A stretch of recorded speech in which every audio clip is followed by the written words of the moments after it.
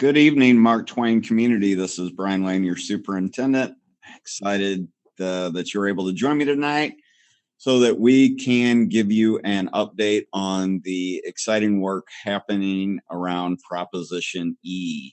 So tonight it will be myself presenting, as well as our owners, representatives for the project Navigate Building Solutions. So we have Matt and I and Corey Bextemuller that will be joining us from Navigate, and they will be helping us throughout the evening to talk about some of the details on the project. As much as possible, I want this to be interactive, and I'm hoping for a lot of questions this evening. So you'll see in front of you that you have a link available to you that you could click on and submit questions. And we'll either answer those as we go through or be sure that we'll get to as many as we can by the end of the presentation. So please take advantage of that.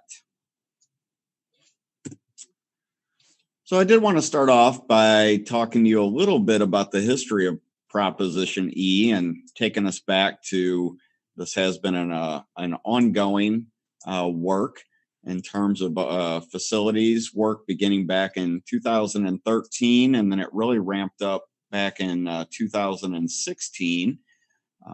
We determined with the community's support and assistance that we did have considerable needs in the district between both elementary schools and the middle school, high school. So it was determined at that point that we should do a phased approach.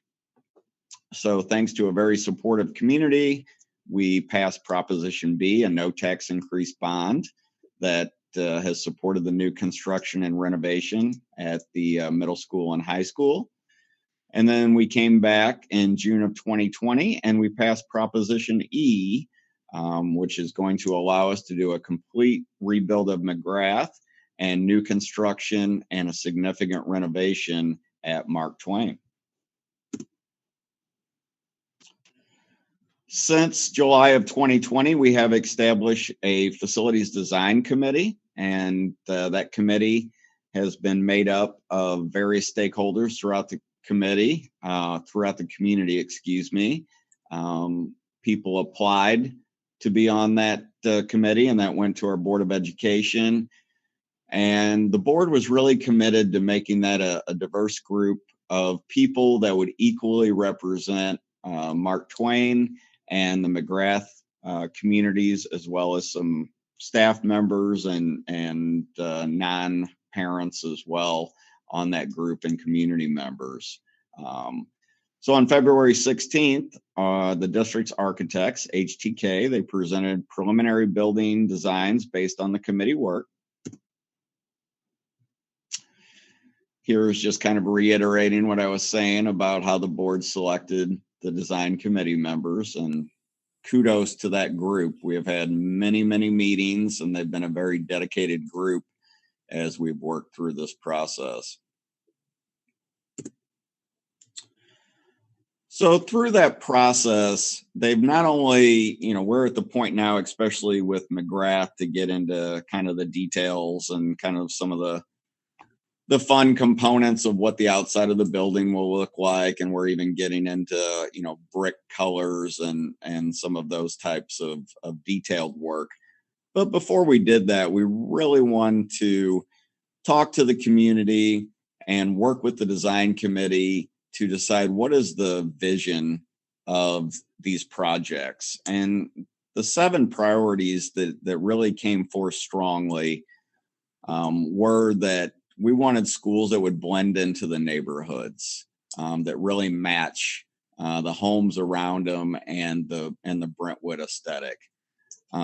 We wanted to have a real balance of natural and built environment with lots of green spaces throughout that our kids could take advantage of, and outdoor classrooms and just the kind of interplay between nature and the construction itself. Flexible and effective learning spaces were a priority for us, and able to pull out small groups of students in order to do our project-based learning and our collaborative 21st century learning. We wanted to have those flexible spaces. Clear and identifiable entrances, something that we haven't necessarily had in the past, and they're not only helpful for convenience, but it is also very much a safety issue.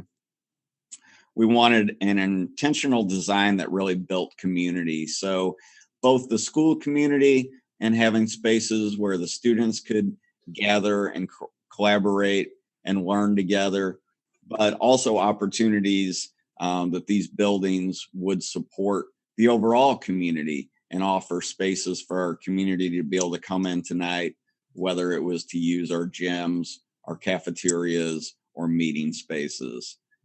We wanted lots of open and airy natural light, and we wanted to have a significant focus on safety and security for our students. Now, at this point, I'd like to turn it over to Navigate, because I'm sure you are all interested to talk about the timeline of our projects. Yeah, thank you, Dr. Lane. My name is Matt, and I'm with Navigate Building Solutions. Good evening, everyone. Yeah, so this slide is going to represent a kind of a bird's eye view of the whole design and construction, process over the course of, as you can see, a 4-year, period here.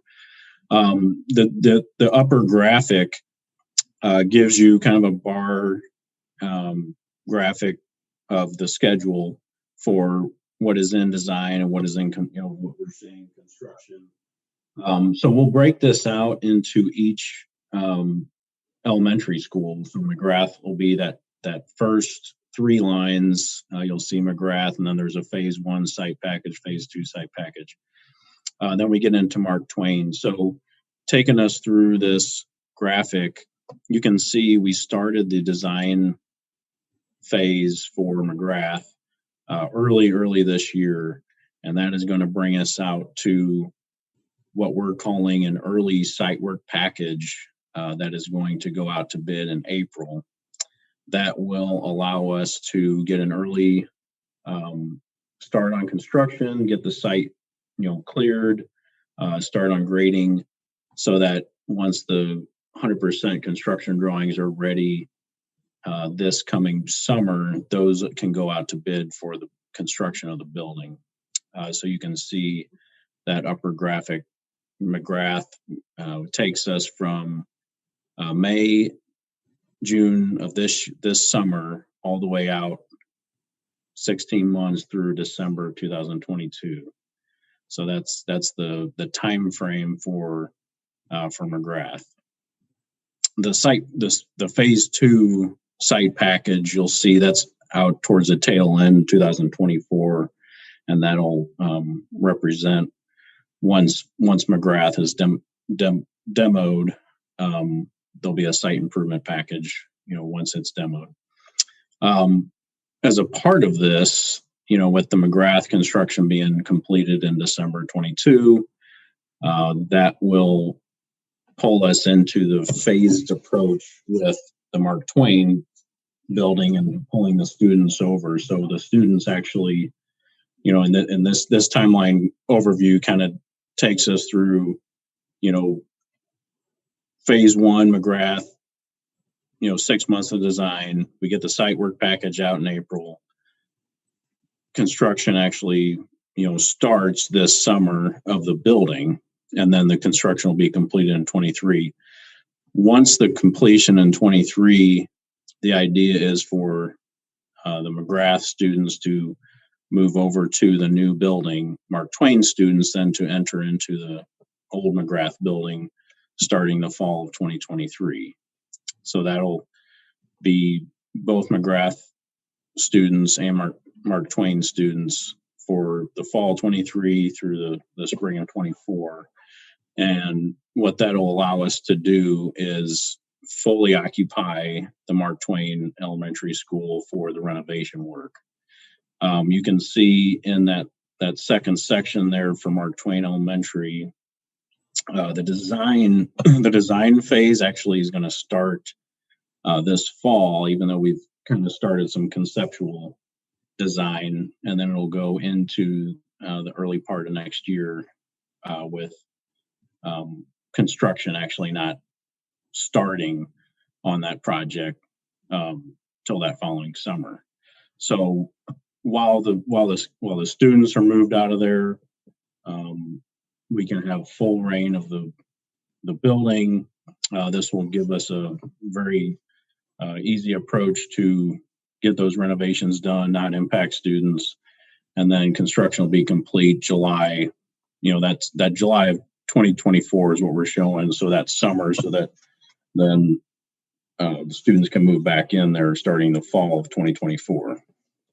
Once that happens, then phase 2 there, that last section, you can see once the students move out of the old McGrath and that summer of 24, we'll demo the old McGrath and start the site work.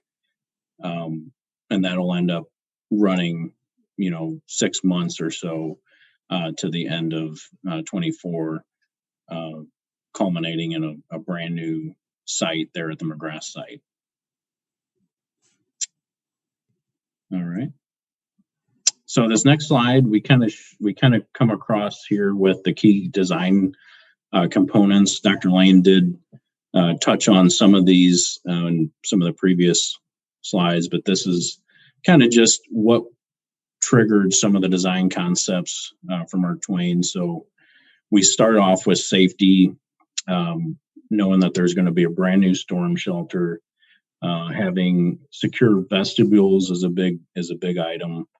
The learning environment here, what you'll see is there's going to be more flex spaces when we're going through some of these user group meetings with the teachers. The flex spaces was something that came up as just being a very good benefit for the learning environment.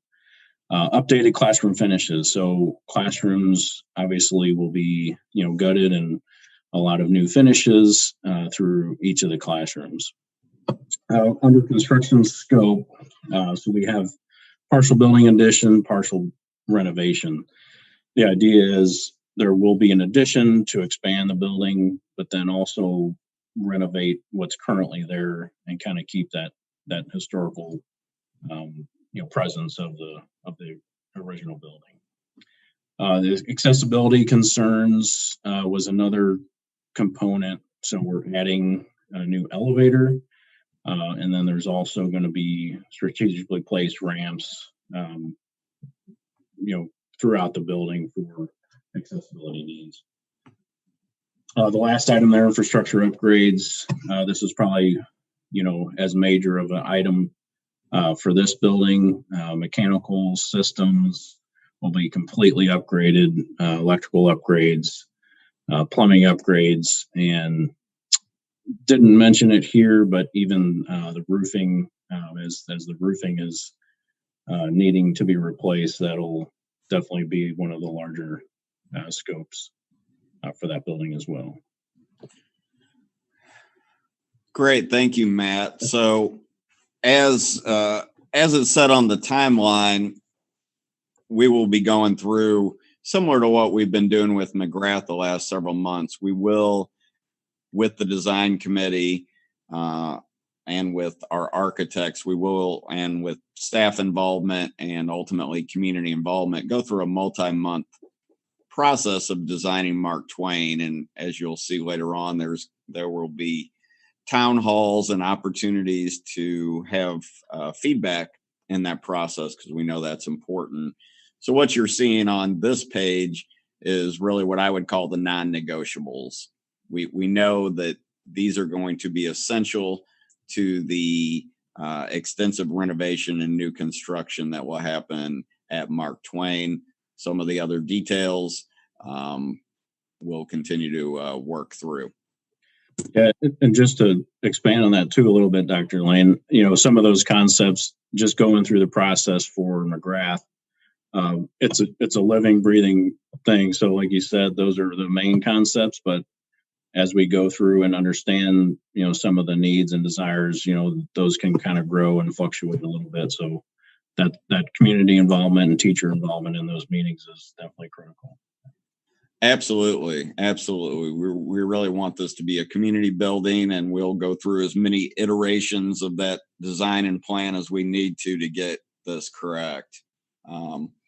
So I know there will be questions about why we are going with a phased construction approach. We considered having both projects going at the same time, but we ultimately decided for several reasons that it would really be a more student-centered approach if we were to do this in phases. And, really it kind of comes down to three key reasons. And a lot of this we learned from going through the middle school, high school project, where in that situation, there was nowhere to move the students to, so we really didn't have a choice. But in attempting to have a construction site going on while school is in place was certainly not optimal. And the number one reason is safety. And while we, of course, take every precaution, it's always a concern when you are going to have significant construction going on while you're trying to have children around. Learning is really key. We want to eliminate as many distractions as possible. And by taking the opportunity to move our Mark Twain students over to what will then be the previous McGrath building, we can keep them totally away from construction noise, dust, chemicals being utilized, etc. So there's a safety issue, there's a learning issue, and then while it is, doesn't come to the same level as learning and safety, there is ultimately an efficiency issue that by not having the students in there, we will be able to accomplish more with the amount of money. It's just the way it works in construction. Instead of having to, for instance, work on one room at a time, they're going to be able to, bring in a subcontractor and they'll be able to do an entire floor at a time, for instance. And ultimately that results in cost savings and more work that we can dedicate to the building.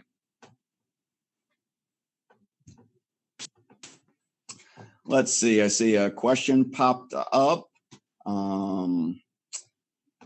This could be a good one for Corey or Matt if you want to jump in on this. It says, is the intention for Mark Twain Elementary to keep the exact same structure and renovate it, or will part of it be removed and modified from a layout perspective?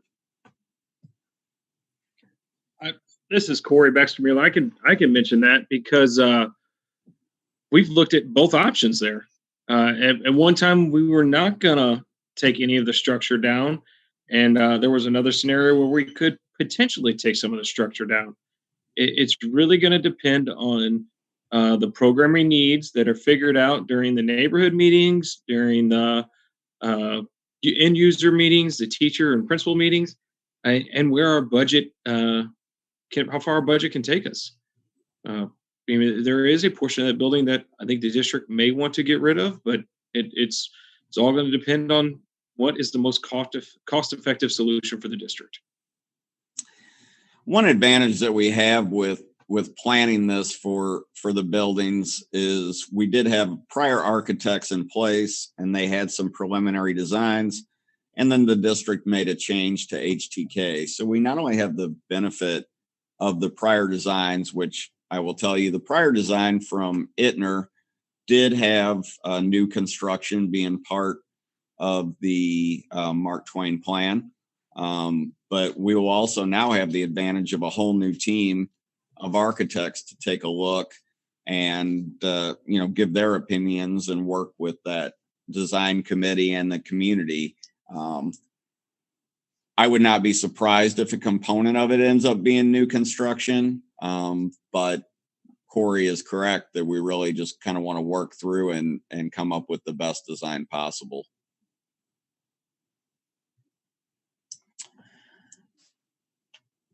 Now, I just wanted to point out, while you'll see here on the screen that we have a couple neighborhood meetings coming up in Mark Twain community. You are more than welcome to come to those if you want to get learn more about the McGrath building and the early childhood center. But I really also want to point this out so that you know everything that we're doing for McGrath, we will ultimately do for Mark Twain as well. So for instance, these neighborhood meetings with the district personnel and the architects, we will be doing that roughly probably around this time next year or a little earlier in that design timeline, so that we offer you that opportunity to give feedback on the design. Next question. Given the phased approach, could potential budget overruns at McGrath end up affecting what's possible at Mark Twain? Corey, why don't you talk to that with actually, I think the good news that it could be the opposite of that in terms of how we're doing the budget and how we're allowing for contingencies in the budget. Yes. So first off, Dr. Lane, you're correct. When we put together our total program budget, we do have a contingency built in, a much healthier contingency than what, unfortunately, what the high school, middle school project started with. But the phased approach actually benefits that. And the reason is we're going to start the Mark Twain work, and the Mark Twain construction will get through the majority of the site, get the building coming out of the ground. The schedule allows it to do that before we really get too far into the McGrath work. Yeah. We'll get the McGrath site done, the McGrath building out of the ground before we really start back up on Mark Twain design. What that does financially for us is it lets us identify any of the unforeseen conditions in the ground, vet out any of the significant risk for the district before we even start that Mark Twain design. So we don't have to hold money for those risks once we get past them, and we can apply that money to the Mark Twain design. So I actually think that this should work in the opposite as the question states. We should end up with a healthier budget for Mark Twain because of the phased approach. Yeah, I fully agree. And that was one of the reasons that we did want to go with the phased approach, so that we could have maximum money and value for the Mark Twain campus. I've been through this before in other situations, and I can tell you, when you're trying to, for instance, if you're trying to guess at, the cost of two projects at once, ultimately, of course, you're going to be conservative, and what you end up having generally is money that you're keeping back that doesn't end up going to either project. So what this will allow us to do, and by having the forethought to have a reasonable contingency budget in place, we're confident that we will not be taking anything away from Mark Twain, and in fact really feel, as Corey said, that we will be doing the opposite and be able to continue to funnel money into Mark Twain as we realize savings. We have another question, a very good one. How is traffic going to be addressed when both schools are housed at McGrath? And I can tell you right now, we are in the midst of having a professional traffic study completed. So that will address both when both schools are over there, and it will also address when both schools are then separate and how to best work with traffic. I can tell you a couple preliminary things that we're committed to doing. One is we're going to do staggered start and end times for both McGrath, Mark Twain, and the Early Childhood Center. So we will do those appropriate amount of time apart so we can really keep those separate. In terms of the property itself, it when designed correctly, it really gives us the opportunity to queue up a lot more cars on the site. So we're going to be able to take advantage of that and get those cars off of St. Clair and from backing up as they do now, causing issues. One other thing that we'll also be doing is surveying the Mark Twain parents to see if there would be interest in transportation being provided. We are prepared to offer a bus service, but we'd like to see if that's something that is of interest to the community and would be taken advantage of. Oh, I didn't even see that question, and I answered it. So that worked out well. So yes, we will certainly look at a busing option. And we would also be adding at least one additional crossing guard for those who would like to continue to walk. So we'll have that in place as well.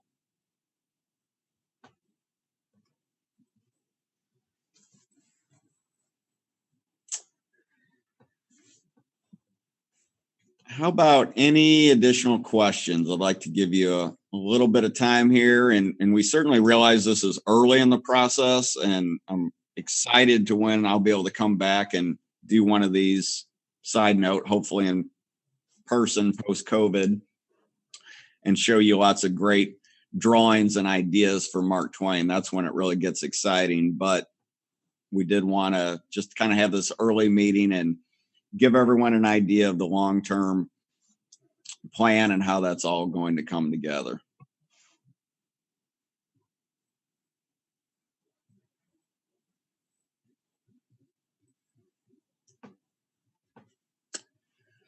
Well, and as we wait for a couple more minutes to see if we get any more questions, we have a little exit ticket for you. We would love to have your feedback. We have a brief survey here. And if you go on there and let us know what worked for you tonight and what didn't, so that we can continue to grow and learn and do these well.